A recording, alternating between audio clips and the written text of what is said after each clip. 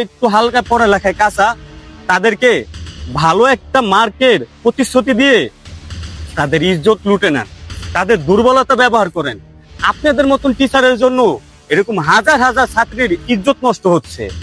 শুধু তাই না, এই যে আপনাদের মতন কিছু থার্ড ক্লাস টিচার আছে না, তাদের জন্য বাকি সুনামধন্য টিচার আছে না, তাদের নাম খারাপ হয়, বদনাম হয়।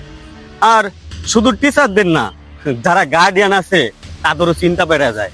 তাদের ছেলে মেয়েদেরকে কার কাছে পড়তে দিবে, কার কাছে কোচিং এ দিবে, স্কুলে কই যাচ্ছে, কোথায় যাচ্ছে, তাদের মাথায় একটা এক্সট্রা চিন্তা হয় শুধু এই আপনাদের জন্য। এই টাকায় টাকায় কি দেখো, যা আজকের পর থেকে তোর পড়ালেখা বন্ধ, যা। স্যার, শুধু এই কারণেই অনেক ছাত্র ছাত্রীরা পড়ালেখা ছেড়ে দিছে। সময় আছে স্যার, শুধরান, সুন্দর একটা